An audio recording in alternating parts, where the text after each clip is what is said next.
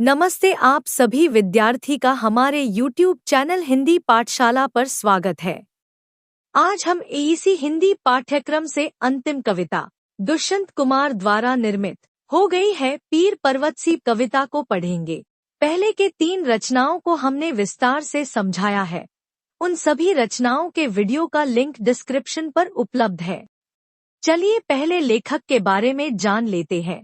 दुष्यंत कुमार जी का जन्म 27 सितंबर 1933 को उत्तर प्रदेश के बिजनौर जिले के राजपुर नवादा गांव में हुआ था। दुष्यंत कुमार हिंदी साहित्य के प्रसिद्ध कवि और गजलकार थे। वे हिंदी में गजल को नई ऊंचाइयों तक ले गए। उनकी सबसे प्रसिद्ध कृति साए में धूप है, जिसमें उनकी गजलें संकलित हैं।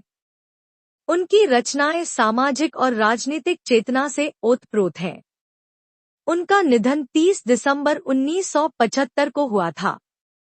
उनकी कविताएं आम जनता की भावनाओं को अभिव्यक्त करती हैं और आज भी प्रासंगिक हैं। चलिए कविता को पढ़े। हो गई है पीर पर्वत सी पिघलनी चाहिए, इस हिमालय से कोई गंगा निकलनी चाहिए। आज यह दीवार पर्दों की तरह हिलने लगी, शर्त लेकिन थी कि ये बुनियाद हिलनी चाहिए। हर सड़क पर, हर गली में, हर नगर, हर गांव में हाथ लहराते हुए हर लाश चलनी चाहिए। सिर्फ हंगामा खड़ा करना मेरा मकसद नहीं, मेरी कोशिश है कि ये सूरत बदलनी चाहिए। मेरे सीने में नहीं तो तेरे सीने में सही, हो कहीं भी आग, लेकिन आग जलनी चाहिए। यह कविता दुष्यंत कुमार द्वारा लिखी गई एक प्रसिद्ध गजल का हिस्सा है, जिसमें कवि ने समाज में व्याप्त अन्याय, शोषण और निष्क्रियता के विरुद्ध विद्रोह और क्रांति की भावना व्यक्त की है। चलिए इसे विस्तार से देखते हैं। पहले पंक्ति में कवि कहते हैं कि समाज में व्याप्त पीर अर्थात पीड़ा अब पर्वत के समान विशाल और कठोर हो चुकी है, लेकिन अब यह पिघलनी चाहिए। हिमालय यहाँ उन अवरोधों और निष्क्रियता का प्रतीक है जो बदलाव को रोक रही है, और गंगा उस परिवर्तन को दर्शाती है जो इस जड़ता को तोड़कर आगे बढ़ेगा। इसका अर्थ यह है कि समाज में जो भी अन्याय, शोषण और रुकावटें हैं, उन्हें अब समाप्त कर एक नई व्यवस्था स्थापित करनी होगी। दूसरे पंक्ति में कवि यह दर्शाते हैं कि समाज में परिवर्तन की हलचल शुरू हो गई है, लेकिन यह सिर्फ सतही नहीं, अर्थात ऊपर स्तर तक नहीं होनी चाहिए। दीवार उन रूढ़ियों, शोषणकारी नीतियों और अन्यायपूर्ण व्यवस्थाओं का प्रतीक है जो अब हिलने लगी है। लेकिन केवल ऊपरी स्तर पर बदलाव पर्याप्त नहीं है, बल्कि इसकी बुनियाद हिलनी चाहिए, यानी पूरी व्यवस्था को बदलना आवश्यक है, जिससे असमानता और अन्याय का अंत हो सके। तीसरे पंक्ति में कवि क्रांति की अनिवार्यता को दर्शाते हैं। वे चाहते हैं कि हर सड़क, गली, नगर और गांव में बदलाव की लहर उठे। यहाँ हाथ लहराते हुए लाश एक गहरा प्रतीक है, जो यह इंगित करता है कि मरे हुए और निष्क्रिय पड़े लोग भी अब आंदोलन में भाग लें।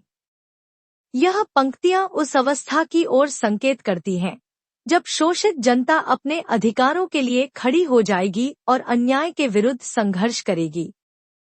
चौथे पंक्ति में कवि स्पष्ट करते हैं कि उनकी मंशा केवल हंगामा खड़ा करना नहीं है। वे मात्र विरोध या प्रदर्शन के पक्षधर नहीं हैं, बल्कि वे एक वास्तविक और स्थायी परिवर्तन चाहते हैं।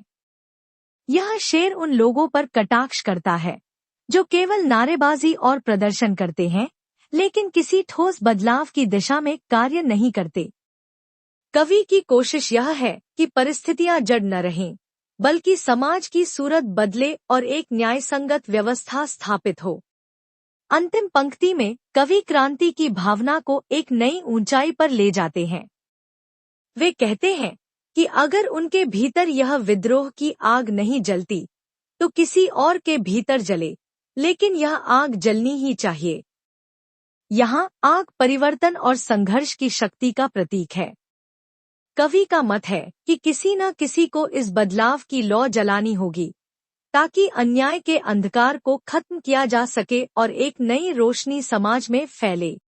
निष्कर्षतः यह गजल सामाजिक जागरूकता, क्रांति और अन्याय के विरुद्ध संघर्ष का आह्वान है। इसमें कवि जनता को प्रेरित कर रहे हैं कि वे केवल सहने और देखने तक सीमित न रहें, बल्कि अपने हक और न्याय के लिए आगे आए। यह कविता केवल शब्दों तक सीमित नहीं है, बल्कि यह एक आंदोलन और बदलाव की विचारधारा को दर्शाती है, जो समाज में वास्तविक परिवर्तन लाने के लिए आवश्यक है। इस कविता के कठिन शब्दार्थ। यह वीडियो यहाँ समाप्त होती है। हम आशा करते हैं कि यह वीडियो आपको पसंद आई होगी। तो कृपया वीडियो को लाइक करें, चैनल को सब्सक्राइब करना न भूलें।